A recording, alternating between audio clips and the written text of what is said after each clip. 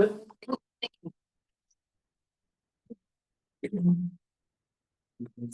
Erev Tov, everyone. So this is the last time we have a weekday Mincha Maariv before Shavuot. So we're talking about the minhag, which again may be a surprise to many people that it's just a minhag, but it's not actually a chovah. There's no obligation, but a very, very strong and very well entrenched minhag of staying up all night to learn on Chag Shavuot. So the basis of this, one of the sources is in the Zohar, we mentioned yesterday. Another source comes from the Arizal. The Arizal writes, he says, anybody who spends the entire night of Shavuot engaged in Torah, doesn't sleep for even a moment, he's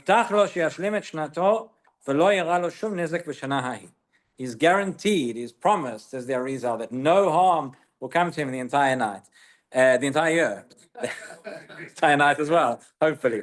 But the entire year, but that only counts if one actually spends the entire night learning and not doing other things. In any event, another reason which is brought for this minhag, quite well known, is on the day on which we received the Torah, so we overslept. They had to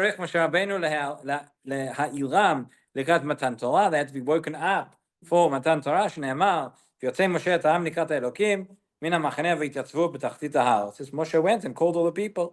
ויהיה בכך פגם, שלא כוננו וציפו כראוי למתן תורה. They did not prepare adequately for Matan Torah, and therefore, כדי לתקן חטא זה, נוהגים לעסוק בתורה כל הלילה, מתוך ציפייה וכיסופים לאור מתן תורה. We spend the entire night engaged in Torah, showing we want to correct that, we want to prepare properly, we want to show our anticipation, we want to show how important it is to us. Because Matan Torah חוזר ומתגלה בכל שנה בחג השבועות. Right? Every year, as we get to Chag HaShavuot, there is a certain reenactment of receiving the Torah. But originally it was just only a few people, the pious ones, and it wasn't that everybody stayed up learning. Those who stay up learning. About 400 years ago, after the Arizal, this is when the minhag started to become popular. אומנם הזהירו המקובלים מאוד, שהנשארים ערים יעסקו בתורה כל הלילה, ולא לבטל את זמנם בדברים בטלים. But the Mukubalim said, you're going to stay up, so you can stay up and learn. Don't stay up to just have a chat or whatever.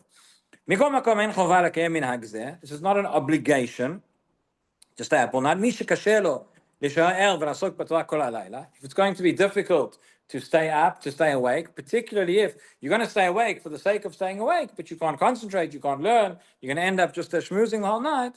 So, Rashai Lishon, in such a case, the person can go to sleep. Might be better to go to sleep. There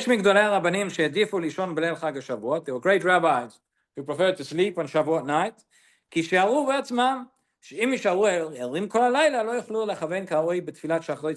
They said, if we're going to stay up all night and we're not going to be able to daven properly in the morning, so that's definitely a consideration.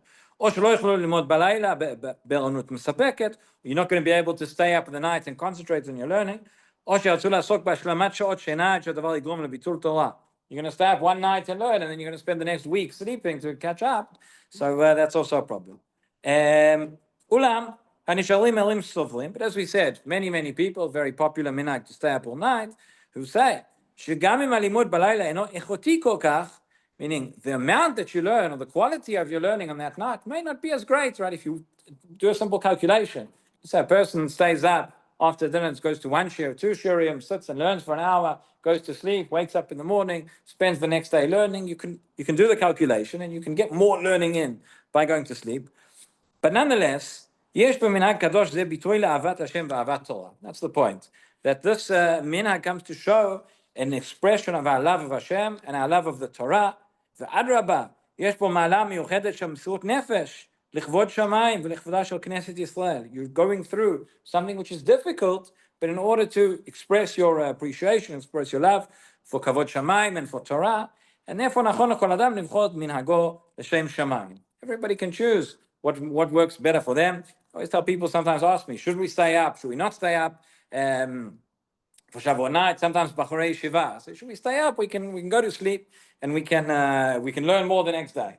So I always think Bachurei Shiva especially. So one night you stay up.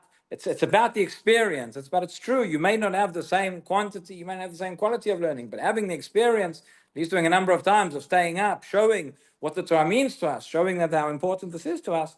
And then afterwards, later on in life, people have stayed up for many years, so they want to go to sleep, that's fine. But come at 12:45 for my share. You can go to sleep afterwards. Okay. So then he brings here that there are two different minhagim, two main minhagim which exist in terms of what one should learn at night. The one minhag, which goes back again to the Mekubalim, to the Arizal and others, is what's called the Tikkun. And we always call it Tikkun Leil Shavuot. This is, by the way, this is one of those examples. There are many, many examples in Jewish life, in halakha, of things which we have a certain name, and we call it by that name, but it's actually not that thing. Right? One example spoken about before is the Eruv, Chalad, all different examples. Muktzeh, very, very interesting, where we use the name of the thing, but really the halachic term of what that name means is something else. So Tikkun Leil Shavuot is another example. Right? Here we call it Tikkun Leil Shavuot. You're going to come, you're going to sit in the Shiurim all night, you're fulfilling the minhag, you're doing a very good thing by staying up and learning, but that's not Tikkun Leil. The Tikkun is, this is something that was established by the Mekubalim, whereby basically you go through every section of Torah and you read a sample, so to speak, of each section. So what is the Tikkun? He says, the fifth Korim Shlosha Psukim Rishonim, Ushlosha Achronim Shel Kol Parasha Parashiot HaTorah. So it goes through the different parashiot of Chumash, of the Torah, the first three psukim and the last three psukim. And there are certain parashiot which one would read entirely, like Ma'amad Har Sinai, Aseret HaDibrot, etc. So after that, you go through Torah, you go through Nevi'im, it goes through Ktuvim, the first few psukim, the last few psukim of every book. Then it goes through the Mishnah, first and last Mishnah of every Masechet. V'yesh she'enam noagim lekol Mishnayot, those who don't read Mishnayot. Then goes through Tariag Mitzvot, achar kach Midrashim, Matan Torah, different Midrashim, parts of the Zohar. And so this is the practice of those who go by the Mekubalim. It's also the practice in other Kilot. This was the minhag of the Gra, of the Gaon Vilna, the Khatam Sofer, and the Aderet. Yesh shomrim shetov lamar tzeder tikun b'minyan. Okay, so there are those. This is more popular, I think, in many Sephardi congregations. And again, those who are noheg, according to the Kabbalah, would read through, would learn the tikkun through the night. Haminhag hasheni, the second minhag, is sheyomad kol adam b'makom shelibo chafetz. That you don't read these psukim necessarily, but everybody goes and learns whatever they want to learn. Kfi she'amru chachamim, en adam lomed Torah ela mimakom shelibo chafetz. The person only is going to learn Torah from those parts of Torah which they really connect to, which they really desire, which they want to learn. Rabbi b'nei yeshivot noagim lemod Gemara. Many b'nei yeshiva, he says, will spend the night learning Gemara. Kfi she'em regilim b'kol hastarim. That's what they learn all the time. Yesh shebochem lemod dvarim shayachim le'erka shel Torah or lektushato shel hayom. Those who prefer to learn things about Matan Torah, about Chag Shavuot, v'sipro about Trumat HaDeshen, she'alomed b'sefer hamitzvot lasmak.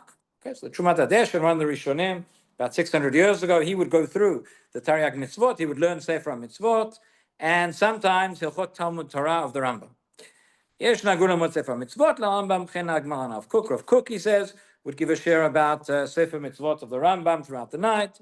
Okay, so all these different things. Yesh nagim lemod noseh shemanyan otam kadei shochlu litrakez bo lamot ha'ayefut. Those who say, come to a juicy show, find a juicy topic that's going to keep you interested and alert and awake, like AI. Okay, so those are the different practices. At the end of the day, should a person sit and learn, or should a person sit and do the tikkun? So it's a little bit like, I think we've had a discussion here before about Shnai Mikra. At the end of the day, whatever's going to work for you, person's going to stay up and is going to learn, whatever's going to help you to do it. So that's that I would say nowadays is probably the best thing to do. Okay, another question that comes up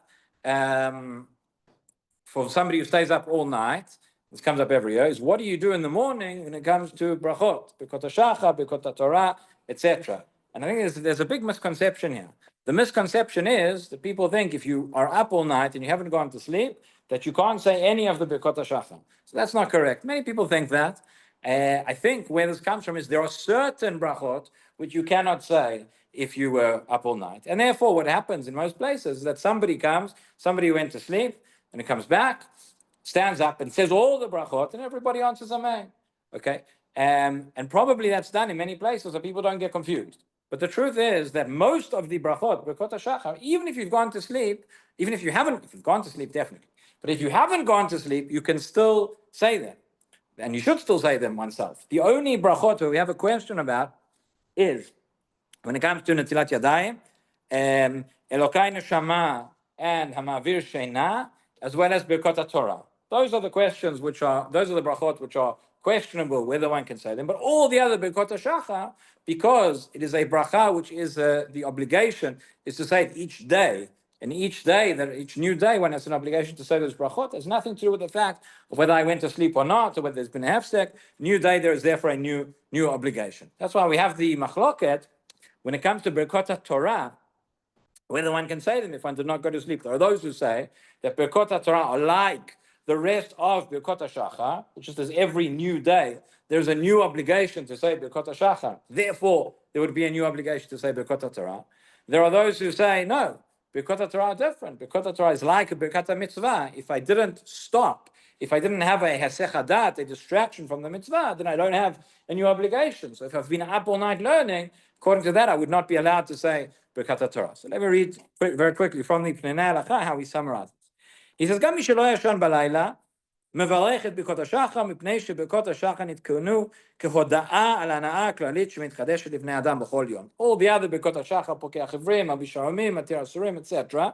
Those are brachot, which were established as a hoda'ah, as thanksgiving every day for the benefits we get from this world, and therefore, גם מי שלא נהנה באופן אישי מדבר מסוים, מברך עליו. There's no machloket. Those brachot you can say. What are the brachot where there is a difference of minhag? So he says לעניין נטילת ידיים, מוסכם שצריך ליטול ידיים לפני תפילת שחרית, אלא שנחלקו האם לברך על נטילה זו. Okay, so even if we haven't gone to sleep, we would do נטילת ידיים again in the morning before shacharit. Would you say the bracha? So he says the minhag יוצאי אשכנז.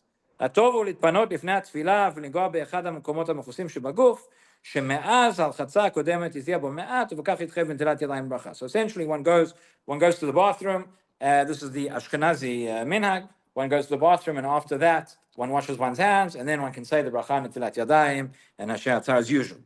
Regarding Birkot Torah, so he says agree that if somebody slept during the day before, for half an hour. This is the Rabbi Akiva Eiger.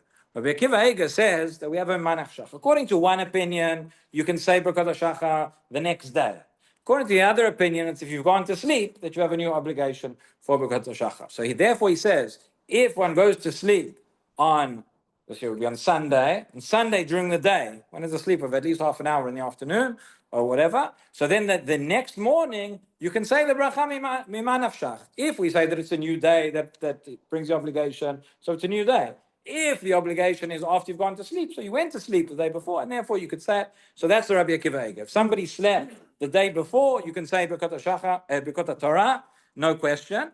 If one didn't go to sleep or whatever, so then one would hear the brachot from somebody else and answer amen. Somebody else who did go to sleep. Finally, the brachot of Elokai Neshama and Hamavir Sheina, which is the long one of the Birkot HaShachar. So there are those who say that it's only if you slept that you can say those brachot, and therefore again the minhag is that somebody who had gone to sleep will say those brachot. Everybody else answers amen. He has them in mind. They have in mind. The thing you have to remember with Hamavir Sheina, that's the last bracha. It's a long one.